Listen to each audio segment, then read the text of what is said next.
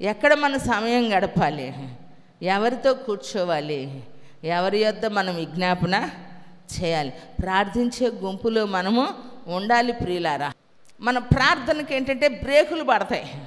ఎందుకు? కష్టం వచ్చినప్పుడేమో గట్టిగా ప్రార్థన చేస్తాం, కష్టం తీరిన తర్వాత ఏమో ప్రార్థన ఏం చేస్తాము, నిర్లక్ష్య పెడతాం. నేనంటాను ఎప్పుడు రొటీన్గా కష్టం వచ్చినప్పుడు కృతజ్ఞతతో ప్రార్థన చేయాలి, కష్టం తీరాక ఏం చేయాలా, కన్నీళ్ళతో కృతజ్ఞత చెల్లించాలి. కొట్టు చేపట్లే గట్టిగా.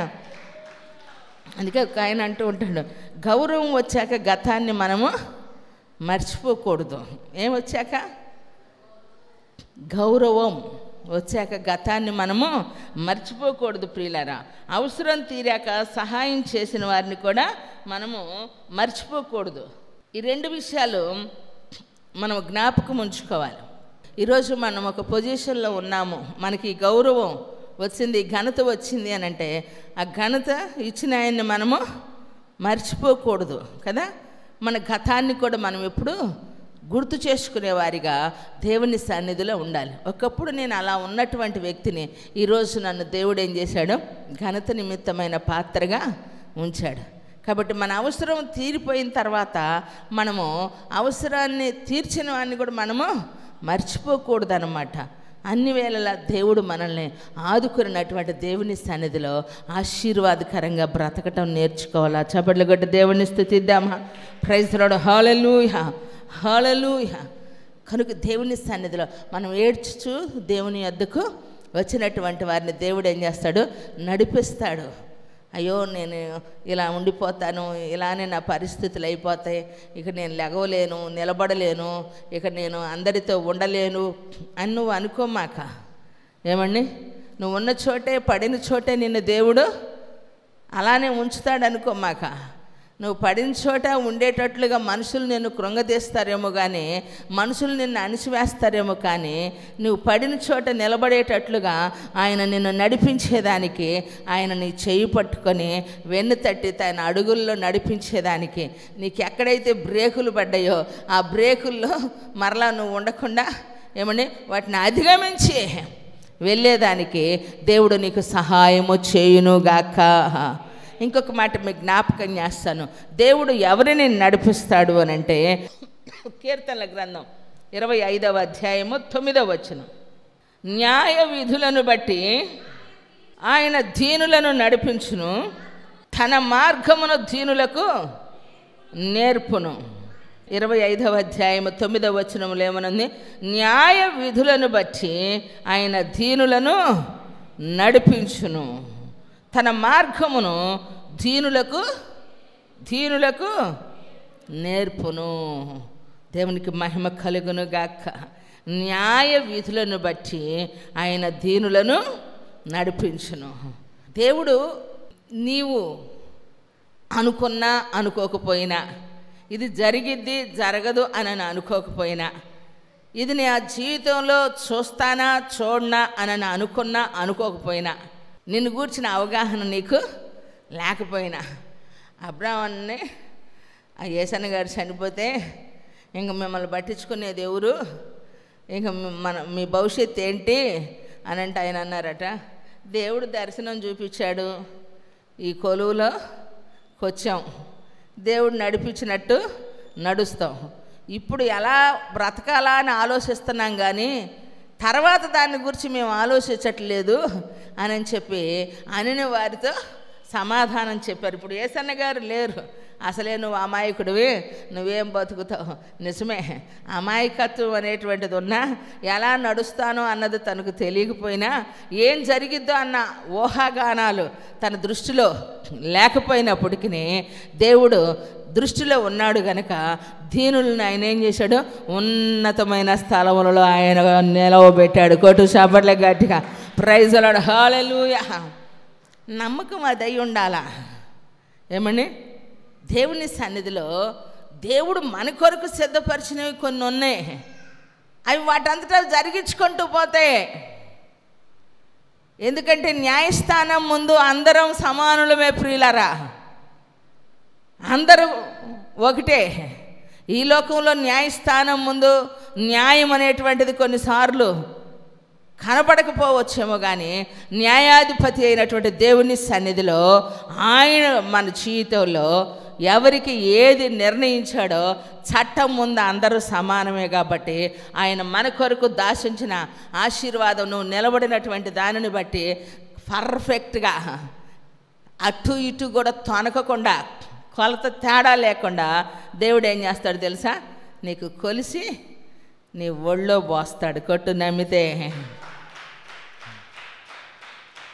ముందు వెనక, ముందు వెనక అంతవరకు నువ్వు ఆలోచించాలి.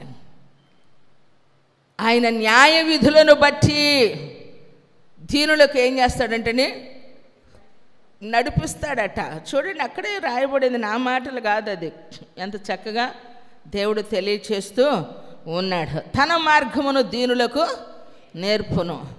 ఎవరికి నేర్పిస్తాడు? దీనులకు. నేర్చుకునే వారికే నేర్పిస్తారు, వినేవారికే చెప్పగలుగుతాం కదా. మరి ఎవరికి మనము చెప్పలేము. దేవుని సన్నిధిలో ఉన్నటువంటి మన జీవితంలో ఉన్నతమైనటువంటి ఆశీర్వాదాన్ని అనుభవించేదానికి దేవుని యొక్క కృపలో నిలబడినటువంటి వారికి ఉన్నప్పుడు దేవుడు వారిని ఏం చేస్తాడంటే నడిపిస్తాడంట.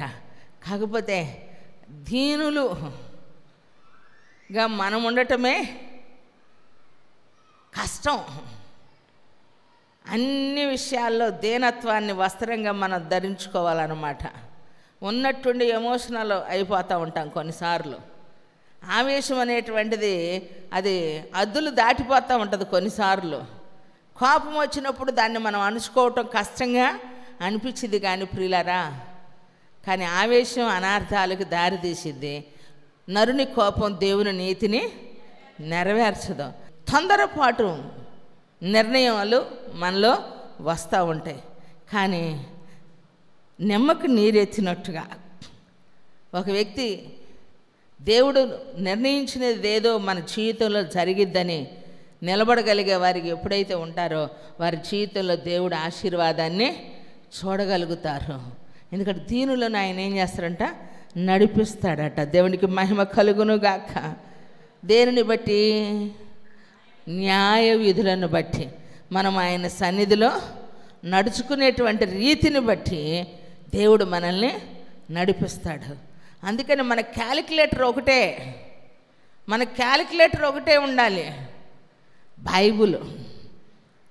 నేను ఎక్కడైనా అప్ అండ్ డౌన్ జరుగుతుందా, తేడా జరుగుతుందా అంటే మనం క్యాలిక్యులేట్ చేసుకోవాలా. ఎక్కడ పొరపాటు జరుగుతుంది, ఎక్కడ మిస్టేక్ జరిగింది, ఎందుకు ఈ పరిస్థితి సంభవించిందని దేవుని సన్నిధిలో ప్రార్థన చేస్తూ ఉన్నప్పుడు ప్రభు మనకు అద్భుతంగా కార్యం జరిగిస్తాడు. నువ్వు దేవుని సన్నిధిలో చదువు, దేవునితో నువ్వు మాట్లాడుతూ ఉండు, అద్భుతంగా దేవుడు నీతో మాట్లాడతాడు.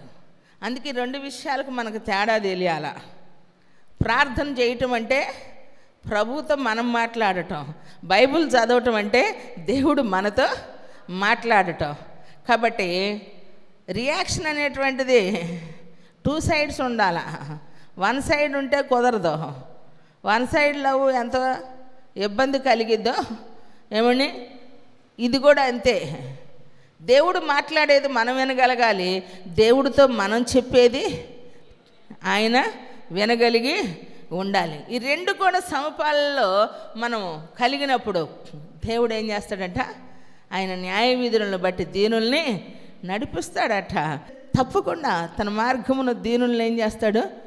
నడిపిస్తాడు, నేర్పిస్తాడు. నేర్చుకునే వారికే నేర్పిస్తాడు. ఎవరిని పిల్లలు అంటున్నాడు? పిల్లలారా నా యొద్దకు రండి, యెహోవా యందు భయభక్తులు మీకు. రాని వాళ్ళకి నేర్పలేము, వినని వాళ్ళకి చెప్పలేము. అందుకే పందుల ముందు ముత్యాలు వేయకుడి అంటాడు. మనం ఎవరికి పడితే వాళ్ళకి చెప్పాలనుకుంటాం. వాడు వినేదానికి మనసు ఉంటేనే మనం చెప్పాలా, లేదా వాని కోసం ప్రార్థన చేయాలా. మూర్ఖుల ఎదుట మనం నోరు తెరవకూడదు.